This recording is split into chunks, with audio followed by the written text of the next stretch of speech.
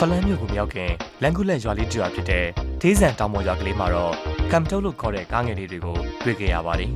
။တဘာဝတော်တော်တားဆီးတွေကြောင့်ချင်းပြည်နယ်အတွင်းတောင်တက်တောင်ဆင်းတနေရာမှတနေရာကိုသွားလာမှုလွယ်ကူစေရန်အတွက်ကျင်းတိုင်းရင်းသားတွေဟာမိမိတို့ရဲ့ကိုယ်ပိုင်နည်းပညာနဲ့ဖန်တီးထားတဲ့ကမ်တုတ်လို့ခေါ်တဲ့ဒေသလို့ကားငယ်လေးတွေကိုအဓိကထားသုံးစွဲကြပါတယ်။စိုက်ပျိုးမှုမျိုးရေးလုပ်ငန်းတွေ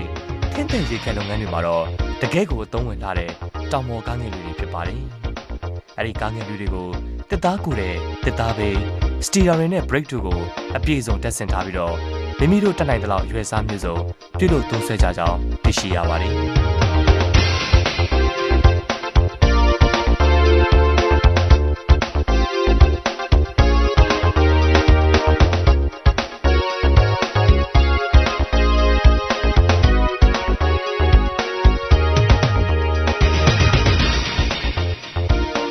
ဆက်လက်ပြီးကျွန်တော်တို့တွေကဖလန်းမြို့ကိုထွက်ခွာခဲ့ကြပါတယ်။လမ်းတစ်လျှောက်မှာလည်းရာသီဥတုဆူရွားမှုတန်းကြောင့်ပျက်စီးနေတဲ့လမ်းပိုင်းတွေကိုအင်တိုက်အားတိုင်းနဲ့အပိုင်းလိုက်ခွဲပြီးဆောင်ရွက်နေကြတာကိုတွေ့မြင်ခဲ့ကြရပါတယ်။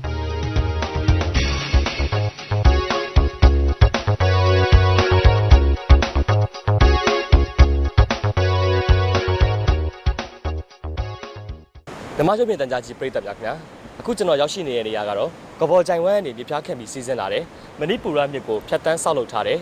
ဘာသာရာနေရာပဲဖြစ်ပါတယ်အခုဒီကျွန်တော်တို့မြင်တွေ့နေရတဲ့ဘာသာရာဟာအရှေ့ပေ340ရှိလျားပြီးတော့ကလေးမြို့ကနေဖလန်းမြို့ကိုဆက်သွယ်ထားတဲ့တရားစင်းဖြစ်ပါတယ်ကျွန်တော်တို့အခုဆက်လက်ပြီးတော့ဒီတရားကနေတစ်ဆင့်ဖလန်းမြို့ကိုကျွန်တော်ကားလန်တိုင်းတက်သွားမှာဖြစ်ပါတယ်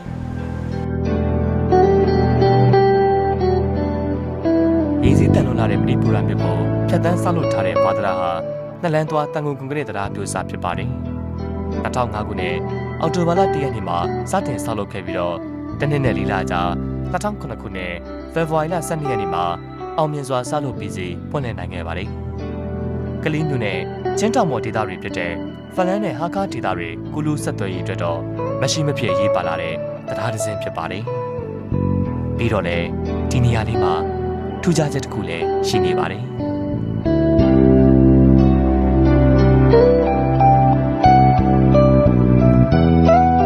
တောင်ရဲ့လေဟိုးအောက်ဆုံးမြေပြန့်ဒေသလေးဖြစ်တဲ့အတွက်ဒီနေရာလေးရဲ့ရာသီဥတုဟာတောင်ပေါ်ဒေသတွေရဲ့ရာသီဥတုနဲ့လုံးဝကိုကွဲပြားခြားနားနေပြီးတော့အထက်အညာဒေသရဲ့ရာသီဥတုနဲ့တော့တွားရောက်ဆင်တူနေပါတယ်။ဒါကြောင့်မလို့ချင်းတောင်တဲ့တစ်ခုလုံးဘယ်မှရှာလို့မတွေ့နိုင်တဲ့အပူပိုင်းဒေသပင်တွေဖြစ်တဲ့ကုတ်ကူမကြီးနဲ့ရှားပင်တွေပေါက်ရောက်နေတာကိုတွေ့မြင်ရမှာဖြစ်ပါတယ်။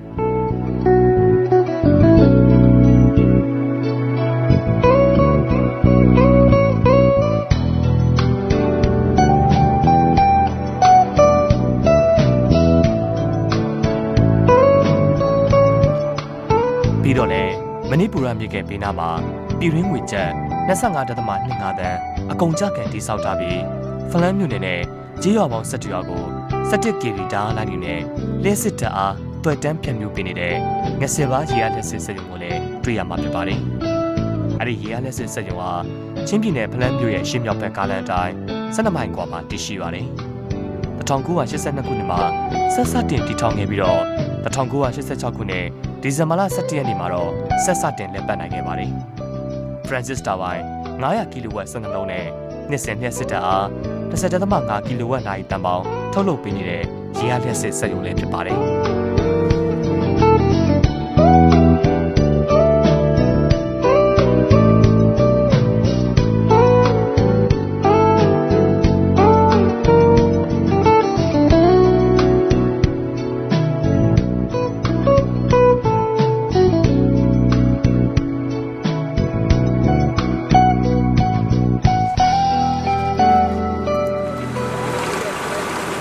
ဘာသာရာကနေတောင်ပေါ်ကားလန်တိုင်းနိုင်ခွက်လောက်တက်ခဲ့ကြပြီးတဲ့နောက်ပိုင်းမှာတော့ဖလန်းမြို့ကိုရောက်ရှိလာခဲ့ကြပါလိမ့်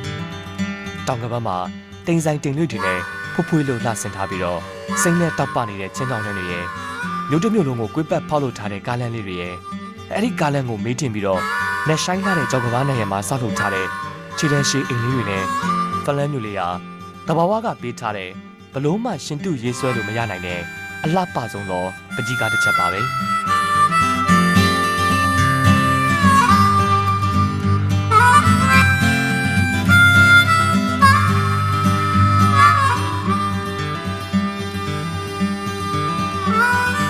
ကျွန်တော်တို့ရေဖလန်းမြို့ကိုရောက်သွားတဲ့အချိန်ဟာမနက်၈ နာရီကျော်နေပြီဖြစ်ပါတယ်။ဒါကြောင့်မလို့မြို့နယ်မှာလည်းအဖြူစင်းဝင်ចောင်းသားចောင်းသူတွေကိုဟိုတစားဒီတစားမြင်နေရပါပြီ။လမ်းစပ်တဲ့ဟန်ဘူရာတွေဖြူစင်းတဲ့တွေ့တွေတက်ကြွနေတဲ့ခြေတန်းတွေနဲ့သူတို့တွေចောင်းသွားနေကြပြီဖြစ်ပါတယ်။ဒီဖလန်းမြို့လေးမှာအမှတ်1နဲ့အမှတ်2ခြေကတင်ညာတက်တန်းကျောင်းဆိုပြီးတော့2ကျောင်းရှိပါတယ်။အခုမြင်တွေ့နေရတာကတော့အမှတ်1ခြေကတင်ညာတက်တန်းကျောင်းလေးရဲ့ကျောင်းတက်ချိန်မြင်ကွင်းလေးပဲဖြစ်ပါတယ်။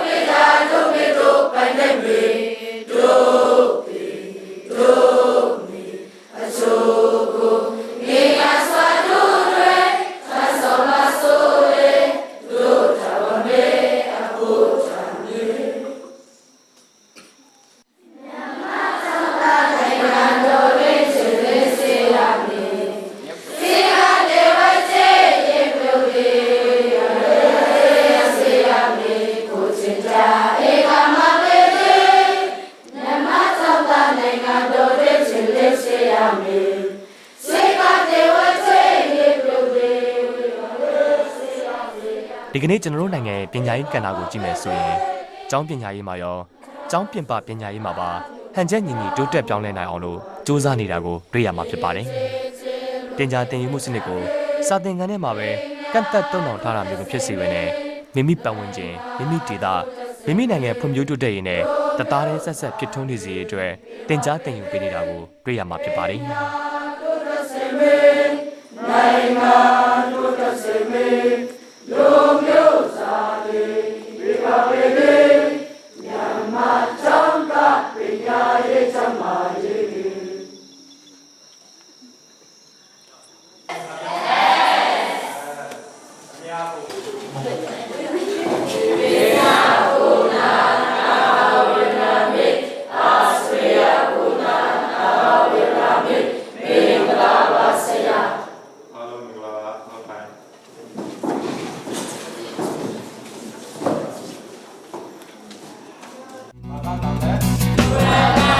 မှတ်တခြေခံပညာတက်တန်းကျောင်းကို1950ခုနှစ်ကတည်းကအခြေခံပညာတက်တန်းကျောင်းအဖြစ်တိုးမြင့်ဆောင်ရွက်နိုင်ခဲ့ပါတယ်။တင်ကြားရေးဆရာဆရာမတွေနဲ့ဆရာဆရာမအင်အား59ခုရှိပြီးဒေသခံအင်အားအယောက်50အထိပါဝင်ပါတယ်။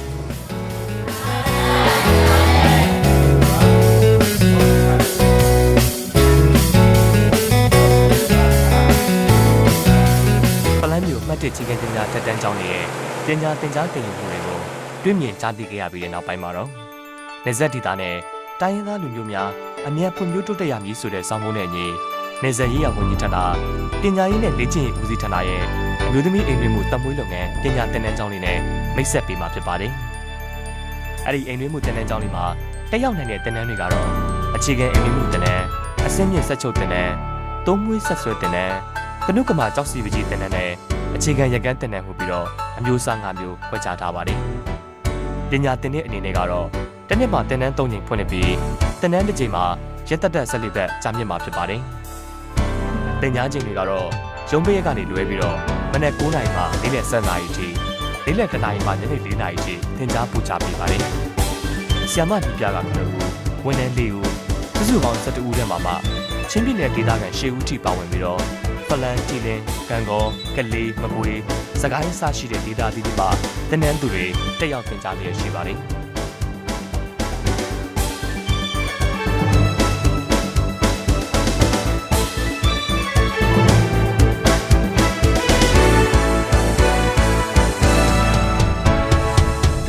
တွေကနေပညာသင်ယူတက်မြောက်သွားကြတဲ့နယ်စပ်ဒေသတွေမှာရှိတဲ့တိုင်းရင်းသူတွေအနေနဲ့အင်းမှုတမွေပညာရပ်တွေနဲ့ကိုယ်ပိုင်စီးပွားရေးလုပ်ငန်းတွေလုပ်ကိုင်နိုင်ပြီးတော့စာဝတ်နေရေးဗတ်စုံဆင်းပြေလာမယ်ပြီးတော့လည်းရိုးရရင်ကြီးမှုတက်တင်ရတွေပုံမထုံးကားပြန်ပွားလာမယ်လို့လည်းယုံကြည်စွာမျှော်လင့်နေပါတယ်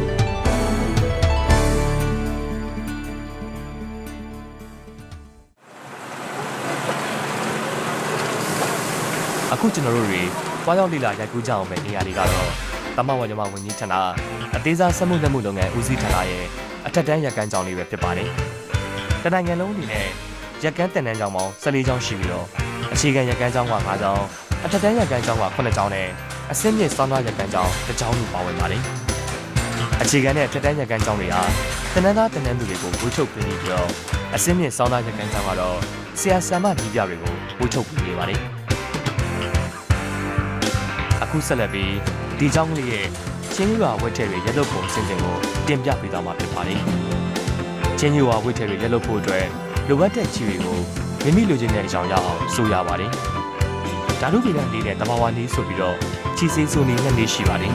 ။အခုမြင်တွေ့နေရတာကတော့ဓာတုဗေဒနည်းနဲ့ခြေတွေကိုစစ်ဆိုးနေတာဖြစ်ပါတယ်။အဲဒီနောက်မှာတော့စစ်ဆိုးပြီးသားခြေတွေကိုအချောက်ခံရပါတယ်။စိတ်ချောက်သွားပြီးဖြစ်တဲ့ခြေတွေကိုမှမိမိလိုချင်တဲ့အရှိကရောက်အောင်ကြည်ချရပါတယ်။တစ်ခါကြည်ချပြီးသားခြေတွေကိုမှမိမိလိုချင်တဲ့အစင်ဒီဇိုင်းတွေအယောင်သူတွေအတွက်ချဖို့ရပါတယ်။အဲ့ဒီချဖို့ပြီးသားခြေတွေကိုမှအသေးစိတ်ဒီဇိုင်းပုံဖော်ဖို့အတွက်အခုလိုနှက်ကော်ရပါသေးတယ်။တကယ်ကိုစစ်ရှိလက်ရှိနဲ့တယောက်နဲ့တယောက်ပူးပေါင်းဆောင်ရွက်ရတာဖြစ်ပါတယ်။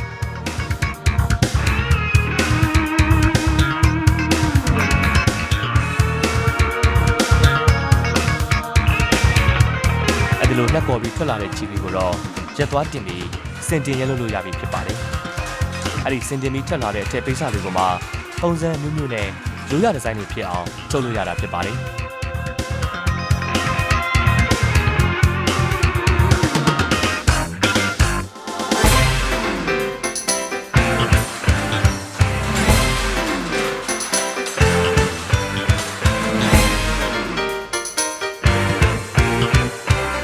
အဲ့ဒီလိုလက်ရက်ကန်တဲ့ချင်းရွာဝက်ချယ်တွေရဲလုံနိုင်လို့ဆက်ရက်ကန်တဲ့လည်းပုံမနှင်းမြန်လွယ်ကူစွာရဲလုံနိုင်ပါတယ်။ဒီကြောင့်ကလေးရဲ့တင်ယူတက်မြောက်မှုနှုန်းတွေရတော့အစိုးတစ်ထည်ကို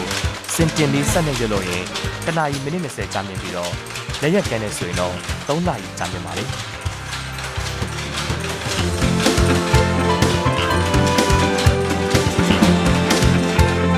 အဲ့ဒီလိုစင်တင်ရဲလို့ပြီးထွက်ရှိလာတဲ့အထက်ပိတ်စတွေကိုရွှေကြီးငွေကြီးတွေနဲ့ဒီဇိုင်းပုံဖော်ပြီးဝတ်ဆင်လို့လည်းရပါတယ်။ရွှေကြီးငွေကြီးနဲ့ဒီဇိုင်းပုံဖော်ဖို့အတွက်တော့အရင်ဦးဆုံးရက်လုတ်ပြီးသားထက်ပိတ်စတွေပေါ်မှာမိမိလိုချင်တဲ့ဒီဇိုင်းရအောင်အသင့်ပုံဖော်ထားတဲ့ဒီဇိုင်းပြားတွေနဲ့ဆေးရပေးရပါတယ်။အဲဒီနောက်မှာတော့အရာပေးထားတဲ့ဆေးသားတွေတိုင်းမိမိလိုချင်တဲ့အကြောင်းရအောင်ခက်ခဲနဲ့အနုစိတ်ပုံဖော်ရေးဆွဲရတာဖြစ်ပါတယ်။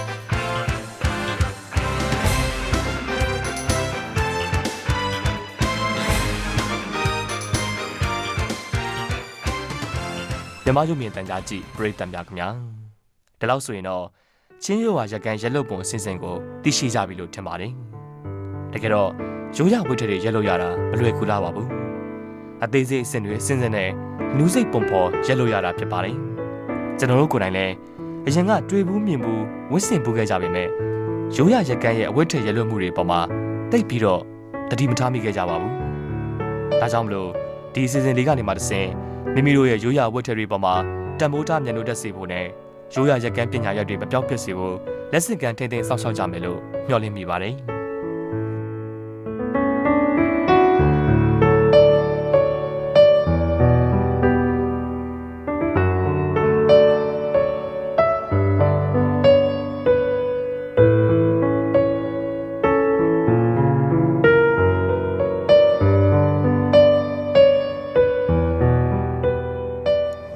ဒီဖလန်းမြူလေးဟာပင်လယ်ရေမိနစ်ပြင်ထက်9280ပေမှာတည်ရှိပြီးတော့914.88ခုဧကကျယ်ဝန်းပါတယ်။အင်ဂျီစုစုပေါင်း9860တိန်ရှိပြီးတော့လူဦးရေ6000ခွဲကျော်နှစ်တည်းနေထိုင်လျက်ရှိပါတယ်။ဒီမြူလေးရဲ့ထူးခြားမှုအနေနဲ့ရက်ွက်တိုင်းလမ်းတိုင်းမှာအိမ်တိုင်းဟာလှလှပပနဲ့တသက်ရဲ့ရှိနေကြပြီးတော့လမ်းဘေးမှာမိုက်တရိုက်တွေရှင်းနေနေတာကိုလည်းတွေ့ရမှာဖြစ်ပါတယ်။ အိမ်လေးတွေကလည်းတောင်နေရာမှာကတ်ဆောက်ထားတဲ့အတွက်တိမ်ဆိုင်တင်လွတ်တွေနောက်ခံနဲ့လေထဲကိုလွတ်နေတယ်လို့မျိုးစိတ်ထဲမှာခံစားမိရပါတယ်ဟိုဒီနေရာလေးကနော်မြို့အပေါ်စီကနေလှမ်းမြင်ပြီးတော့တောင်တန်းတွေရောတိမ်တွေရောနဲ့မြို့လေးကိုတတရလှပတွေ့ရတယ်နော်ကိုဟုတ်ကဲ့ဒီနေရာမြို့ကြည့်လို့ကောင်းတဲ့မြင်ကွင်းတနေရာပဲဖြစ်ပါတယ်ဟုတ်ပါတယ်ဟုတ်ကဲ့ဒီမြို့မှာအကိုဒီမှာဒီမြို့ဇာတိပဲလားမသိဘူးဟုတ်ကဲ့ဒီမြို့ဇာတိပါအခုအသက်ဘယ်လောက်ရှိပြီလဲမသိဘူးအသက်40ထက်ဝင်လာပါအသက်40ဆိုတော့အခုအသက်တန်းတစ်ချောင်းပါဘောနော်ဒီမြို့လေးရဲ့ဖွံ့ဖြိုးတိုးတက်မှုလေးတွေဘယ်လိုမျိုးပြောင်းလဲမှုရှိလားဆိုတာလေးပြပြပေးပါဟုတ်ကဲ့40နှစ်အတွင်းမှာပြောင်းလဲမှုတော်တော်များများရှိတယ်လို့ယူဆပါတယ်မူလာတန်းတုန်းကကျွန်တော်တို့လမ်းပန်းဆက်သွယ်ရေးရောပြုလို့ရှင်မြေတွေပိုင်းဆက်သွယ်ရေးအများပြောင်းလဲပါတယ်အခုဆွေးမီဒီယာပိုင်းဆိုလို့ရှင်တယ်လီဖုန်းတို့အင်တာနက်တို့စကိုင်းနဲ့တို့ဆလောင်းတို့အမျိုးမျိုးထွက်လာတဲ့အခါမှာကမ္ဘာအခြေအနေကိုဒီနေရာကနေတခါတည်းမြင်လို့ကြည့်လို့ရပါတယ်ဟုတ်ကဲ့ဟုတ်ပြီးတော့ဒီမျိုးလေးကိုကျွန်တော်ကြည့်တဲ့အချိန်မှာလမ်းဘေးလေးဒီမှာမျက်ပင်လေးရှင်းပြီးတော့အမိုက်တွေပါလည်းမတွေ့ရအောင်အဲ့ဒါတွေကအများအားအဲ့လိုမျိုးလောက်တာလားဒါမှမဟုတ်အခါအားလျော်စွာအကြောင်းမျိုးကိစ္စရှိမှတန်ရှင်းရေးလောက်တာလားမသိဘူးဟုတ်ကဲ့အဲ့ဒါလေးကကျွန်တော်တို့ချင်းတိုင်းသားများအနေနဲ့မိမိအိမ်ပတ်ဝန်းကျင်နေနာကြတော့ပုံမှန်တန်ရှင်းရေးအိမ်တွင်းအိမ်ပင်လောက်ထားရှိတဲ့ဒလဲလေးတို့ရှိပါတယ်ဟုတ်ကဲ့ပါဟုတ်ကဲ့အပန်းဖြေမှုအနေနဲ့ကြတော့ဒီမျိုးလေးပါအားလက်တဲ့အချိန်လေးပေါ့ဘယ်လိုမျိုးအပန်းဖြေမှုတွေလုပ်လဲမသိတော့ဟုတ်ကဲ့ကျွန်တော်တို့ဒီမှာအားလက်တဲ့အချိန်လေးတွေမှာကြတော့အခု MRTV တို့ပြီးလို့ရှင် MR3 တို့ပြီးလို့ရှင် MRTV4 တို့စသဖြင့်ပေါ့ကြီးကြတယ်ပြီးလို့ရှင်တချို့လူငယ်တွေကြတော့ internet ဆိုင်မှာသွားကြတာလည်းများပါတယ်ဟုတ်ကဲ့အတမွေးဝမ်းကြောင်းအနေနဲ့ရောအတမွေးဝမ်းကြောင်းအနေနဲ့တော့ကျွန်တော်တို့ဒီမှာတပိုင်းတနိုင်စိုက်ပျိုးရေးတပိုင်းတနိုင်မွေးမြူရေးလုပ်ပြီးတော့တချို့တွေကြတော့ကလေးကနေပစ္စည်းတွေတည်ယူပြီးတော့ကုံစုံဆိုင်လေးတွေဖွင့်ထားတာပြီးတော့အသက်မွေးဝမ်းကြောင်းကြပါတယ်ဟုတ်ကဲ့ဒီမျိုးမှာဖွံ့ဖြိုးတိုးတက်ပြီးတော့ဒီထက်ဘက်ကပေါ့နော်ဖွံ့ဖြိုးတိုးတက်တဲ့ဒေသခံပြည်သူတွေကိုဘယ်လိုမျိုးများဆန္ဒပြုစကားလေးများပြောချင်သေးလဲမသိဘူးကျွန်တော်တို့မျိုးဒီထက်မကပုံမှုတိုးတက်ဖို့ရတယ်လို့ဟာကျွန်တော်တို့လျှက်စစ်မြင်းအခုလောဆယ်ဆိုလို့ရှိရင်တရက်ချာကျွန်တော်တို့ရပါတယ်ပြီးတော့ရီအားလျှက်စစ်ဆိုတော့ຫນွေနဲ့ဆောင်းနေမှာရီအားနေတဲ့အခါမှာမြင်းရတစ်ချက်မရတစ်ချက်ဖြစ်ပါတယ်အဲ့ဒါနဲ့ကျွန်တော်တို့မြို့အတွက်24နာရီလုံးလျှက်စစ်မြင်းရရှိနိုင်ရေးကျွန်တော်ဖြစ်ချင်ပါတယ်ဒါဖြစ်လို့လဲဆိုအဲ့လို24နာရီလုံးလျှက်စစ်မြင်းရသွားမယ်ဆိုလို့ရှိရင်ပတ်ဝန်းကျင်ထင်းထင်းကြီးလဲအလိုလိုဖြစ်သွားမယ်ကျွန်တော်တို့ထင်းမီးတွေထမင်းဟင်းချက်တဲ့နေရာမှာတော်တော်များများသုံးပါတယ်အဲ့လိုသုံးတဲ့အခါမှာလက်ရှိမိ24နာရီလုံးရမယ်ဆိုရင်အဲ့ဒီတဘာဝပတ်တွန်းချင်းချင်းရအလိုလိုဖြစ်သွားမယ်လို့ကျွန်တော်ယူဆပါတယ်ဟုတ်ကဲ့ပါဟုတ်ကဲ့အဲ့လိုဆိုရင်ကျွန်တော်တို့မကျေတော့ကာလမှာကျွန်တော်တို့ဒီပြည်နယ်မြို့နယ်လဲတူတက်ဖွံ့ဖြိုးလာမယ်လို့ကျွန်တော်မျှော်လင့်ပါတယ်ဟုတ်ကဲ့ပါခင်ဗျာဒီမြို့ပါပေါ့နော်ထွန်းထွန်းပေါက်ရှိတဲ့ဟိုပါပေါ့လူငယ်တွေရှိရင်လည်းပြပြပေးပါအောင်ဟုတ်ကဲ့ကျွန်တော်တို့အရင်တုန်းကဆိုလို့ရှင်ဘူးကြီးထရန်ထဲတို့ပြီးလို့ရှင်ဘူးဂျမ်ဘစ်တို့ရှိခဲ့တယ်အခုနောက်ပိုင်းမှာဆိုရင်မြန်မာအလက်ယူရှင်အကစားသမားတွေရောပြီးလို့ရှင်စာပေပိုင်းမှာဒေါက်တာဘွဲ့တွေရတဲ့လူငယ်လေးတွေရောပြီးလို့ရှိရင်အင်ဂျင်နီယာရတဲ့လူငယ်တွေလေးရောတော်တော်များများရှိပြီးပါပြီဟုတ်ကဲ့ပါခင်ဗျာဟုတ်ကဲ့အခုလိုမျိုးပေါ့နော်မြို့မိမြို့ဖတူအနေနဲ့ဒီ data ရဲ့ဖွံ့ဖြိုးတိုးတက်မှုလေးတွေကိုကျွန်တော်အခုလိုမျိုးပြည့်စုံဖြေချပေးလို့လည်းကျွန်တော်တို့မြန်မာရုပ်မြင်သံကြားနေပြီးတော့အထူးပဲကျေးဇူးတင်ရှိပါတယ်ကိုဟုတ်ကဲ့ကျွန်တော်နေလည်းမြန်မာရုပ်မြင်သံကြားတာဝန်ရှိသူတွေကိုယ်တိုင်ဒီတာကိုရောက်ပြီးတော့ဒီတာရဲ့တူတက်ဖွံ့ဖြိုးမှုလေးတွေတီကောင်းဆရာလေးတွေကိုယ်တိုင်လာရောက်မြင်းမြန်ရိုက်ကူးသွားတဲ့အတွက်ကြောင့်အထူးကျေးဇူးတင်ရှိပါကြောင်းပြောကြားလိုပါတယ်ဟုတ်ကဲ့ပါဖလန်းမြို့ကဒေသခံတူဖြစ်တဲ့ကိုသွမ်ဆန်းနဲ့စကားလက်ဆောင်ပြောဆိုကြပြီးတဲ့နောက်ပိုင်းမှာတော့အချိန်ဟာ2နာရီခွဲကျော်နေပြီဖြစ်ပါတယ်။ဒါကြောင့်မလို့ကျွန်တော်တို့မြန်မာရုပ်မြင်သံကြားရိုက်ကူးရေးဖွဲ့သားတွေဟာဖလန်းမြို့အမှတ်နဲ့ချင်းကပညာထက်တန်းကျောင်းလေးရှိရာကိုကျောင်းဆင်းချိန်ပြီးတွားရောက်ခဲ့ကြပါတယ်။နိုင်ငံတော်ရဲ့လူစွမ်းအရင်းမြစ်တွေဖွံ့ဖြိုးတိုးတက်ရေးအတွက်တနိုင်ငံလုံးအတိုင်းအတာနဲ့အခြေခံပညာကျောင်းပေါင်း4100ကျော်ဖွင့်လှစ်ထားပြီးတော့ဆရာမ29,000ကျော်ကကျောင်းသားကျောင်းသူ8.1 တန်းကျော်ကိုလေ့ကျင့်သင်ကြားပေးလျက်ရှိပါတယ်။ဆရာမတွေအနေနဲ့လည်းကလေးတွေရဲ့ထိုးထွင်းကြံစာမှုတီထွင်ဖန်တီးမှုဝေဖန်ပိုင်းခြားနိုင်မှုနဲ့ပြဿနာဖြေရှင်းနိုင်မှုအစရှိတဲ့အရေးအသွေးတွေတိုးတက်လာအောင်ကလေးဘူပြူချင်းကပ်တင်ယူမှုပုံစံနဲ့လေ့ကျင့်သင်ကြားပေးလျက်ရှိပါတယ်။ဖလန်းမြို့အမှတ်နဲ့ချင်းကပညာထက်တန်းကျောင်းကို1986ခုနှစ်ဇွန်လ1ရက်နေ့မှာအထက်တန်းကျောင်းအဖြစ်စတင်တိုးမြင့်ဆောင်ရွက်နိုင်ခဲ့ပါတယ်။ဆရာမအင်အား48ယောက်ရှိပြီးတော့စကိုင်းမကွေးအစရှိတဲ့ဒေသတွေကဆရာမ9ဦးနဲ့ချင်းပြည်နယ်ဒေသခံ42ဦးထိပါဝင်ပါတယ်။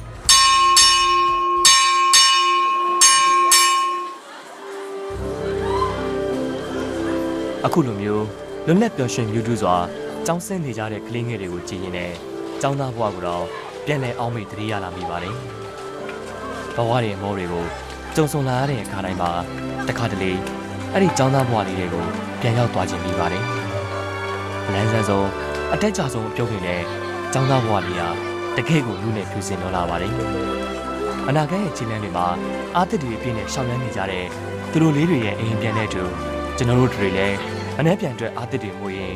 ဖလန်းမျိုးလေးအကြောင်းထပ်မံစီစဉ်တင်ဆက်ထားတဲ့ချင်းပြည်နယ်ခီးသွွားမှတ်တမ်းအပိုင်းလေးအစီအစဉ်ကိုလည်းဆက်လက်ဆောင်မျှော်အားပေးကြပါအောင်ခင်ဗျာ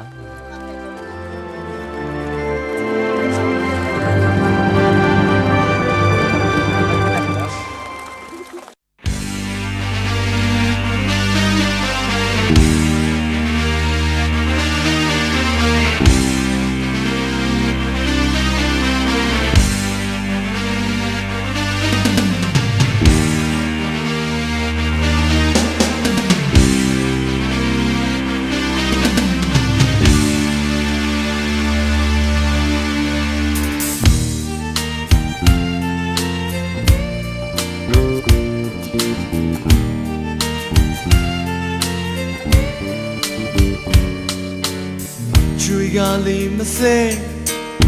နေပူပူတွေတဲ့ပြန်ကဝဲတောင်းတန်းကြီးလေခိုက်ခိုက်တုံတုံနေစမတောင်းပေါ်ကျွေတဲ့နှင်းကြီးမြူချီတွေရဆိုင်မွေတိတ်လိုက်တောင်လုံးမိုင်းလို့လမ်းမမြင်နိုင်နေငယ်ကျွေ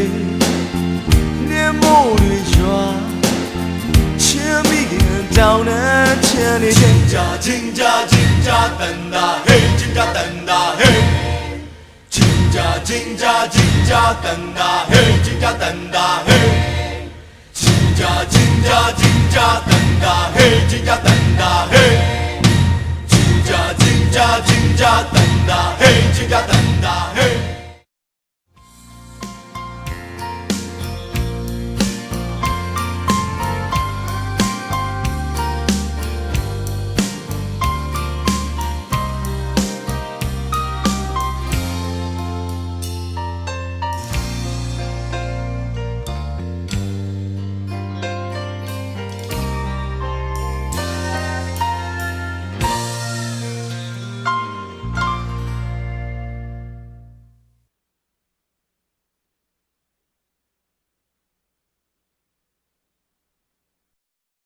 ဒီမျိုးလေးကိုကျွန်တော်ကြည့်တဲ့အချိန်မှာလမ်းဘေးလေးတွေမှာမျက်ပင်လေးရှင်းပြီးတော့အမိုက်တွေပါလည်းမတွေ့ရအောင်အဲ့ဒါတွေက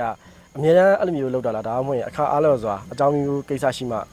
တန်ရှင်းရေးလောက်တာလားမသိတော့ဘူးဟုတ်ကဲ့အဲ့ဒါလေးကကျွန်တော်တို့ချင်းတိုင်းသားများအနေနဲ့မိမိအိမ်ပတ်ဝန်းကျင်နေနာကြတော့ပုံမှန်တန်ရှင်းအိမ်တွင်းအိမ်ပင်လောက်ထားရှိတဲ့ဒလေးလေးတို့ရှိပါတယ်ဟုတ်ကဲ့ပါဟုတ်ကဲ့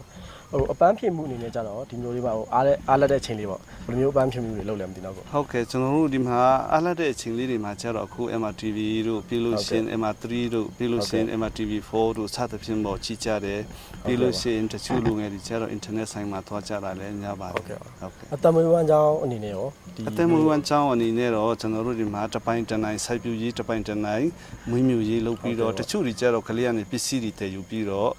ကုံစုံဆိုင်လေးတွေဖွင့်ထားတာပြီးတော့အသက်မွေးဝမ်းကြောင်းကြပါတယ်ဟုတ်ကဲ့ဒီမျိုးမှာဖွံ့ဖြိုးတိုးတက်ပြီးတော့ဒီထက်ဘက်ကပေါ့နော်ဖွံ့ဖြိုးတိုးတက်တော့ဒေသခံပြည်သူတွေကိုဘယ်လိုမျိုးများဆန္ဒပြုစကားလေးများပြောချင်တယ်လဲမသိဘူးကျွန်တော်တို့မျိုးဒီထက်မကပုံမှုတိုးတက်ဖို့ရတယ်လို့ဟာကျွန်တော်တို့လက်စစ်မင်းအခုလောဆယ်ဆိုလို့ရှိရင်တရက်ချာကျွန်တော်တို့ရပါတယ်ပြီးတော့ရလက်စစ်ဆိုတော့ຫນွေနဲ့ဆောင်းနေမှာရအားနေတဲ့အခါမှာမြီးရတစ်ချက်မရတစ်ချက်ဖြစ်ပါတယ်အဲ့ဒါနဲ့ကျွန်တော်တို့မြို့အတွက်24နာရီလုံးလက်စစ်မီရရှိနိုင်ရေးကျွန်တော်ဖြစ်ချင်ပါတယ်ဒါဖြစ်လို့လဲဆိုအဲ့လို24နာရီလုံးလက်စစ်မီရသွားမယ်ဆိုလို့ရှိရင်ပတ်ဝန်းကျင်ထင်းထင်းကြီးလည်းအလိုလိုဖြစ်သွားမယ်ကျွန်တော်တို့ထင်းမီတွေ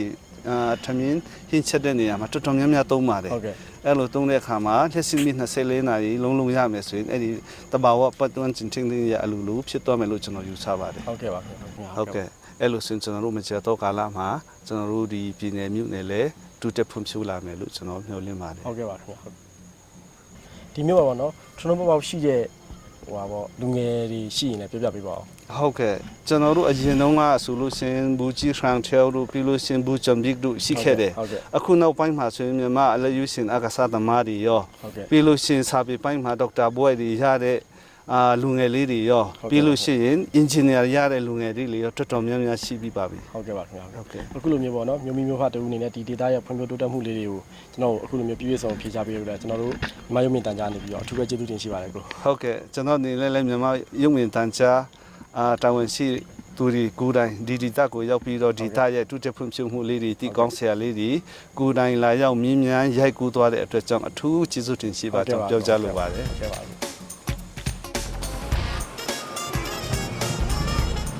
ဖလန်းမြို့ကဒေသခံတူဖြစ်တဲ့ကိုသွမ်ဆန်နဲ့စကားလက်ဆောင်ပြောဆိုကြပြီးတဲ့နောက်ပိုင်းမှာတော့အချိန်ဟာ2 နာရီခွဲကျော်နေပြီဖြစ်ပါတယ်။ဒါကြောင့်မလို့ကျွန်တော်တို့မြန်မာရုပ်မြင်သံကြားရိုက်ကူးရေးဖွဲ့သားတွေဟာဖလန်းမြို့အမှတ်နဲ့ကြီးငယ်ပညာထက်တန်းကျောင်းလေးရှိရာကိုကျောင်းဆင်းချိန်ပြီးတွားရောက်ခဲ့ကြပါတယ်။နိုင်ငံတော်ရဲ့လူစွမ်းအရင်းမြစ်တွေဖွံ့ဖြိုးတိုးတက်ရေးအတွက်တနိုင်ငံလုံးအတိုင်းအတာနဲ့အခြေခံပညာကျောင်းပေါင်း41,000ကျော်ဖွင့်လှစ်ထားပြီးတော့ဆရာဆရာမ2,900,000ကျော်ကကျောင်းသားကျောင်းသူ8.1 တန်းကျော်ကိုလေ့ကျင့်သင်ကြားပေးလျက်ရှိပါတယ်။ဆရာဆရာမတွေအနေနဲ့လည်းကလေးတွေရဲ့ထိုးထွင်းကြံစမှုတီထွင်ဖန်တီးမှုဝေဖန်ပိုင်းခြားနိုင်မှုနဲ့ပြဿနာဖြေရှင်းနိုင်မှုအစရှိတဲ့အခြေသွေးတွေတိုးတက်လာအောင်ကလေးဘို့ပြုချင်းကပ်တင်ယူမှုပုံစံနဲ့လေ့ကျင့်သင်ကြားပေးလျက်ရှိပါတယ်။ဖလန်းမြို့အမှတ်နဲ့ချင်းကပညာထက်တန်းကျောင်းကို1986ခုနှစ်ဇွန်လ1ရက်နေ့မှာအထက်တန်းကျောင်းအဖြစ်စတင်တိုးမြင့်ဆောင်ရွက်နိုင်ခဲ့ပါတယ်။ဆရာဆရာမအင်အား48ယောက်ရှိပြီးတော့စကိုင်းမကွေးအစရှိတဲ့ဒေသတွေကဆရာဆရာမ9ဦးနဲ့ချင်းပြည်နယ်ဒေသခံ42ဦးထိပါဝင်ပါတယ်။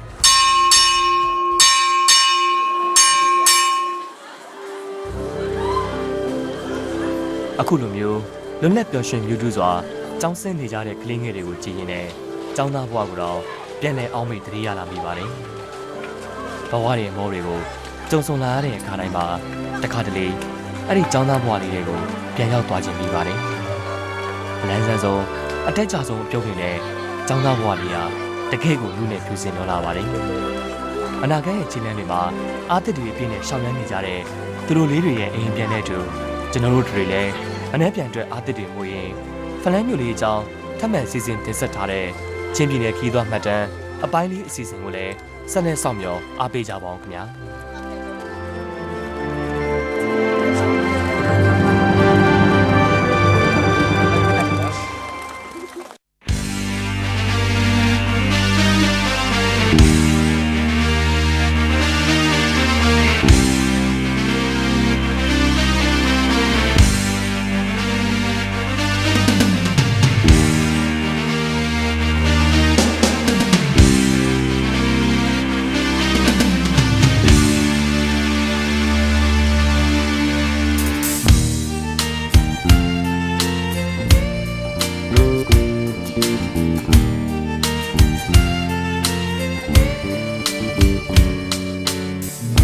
ကလေးမစဲ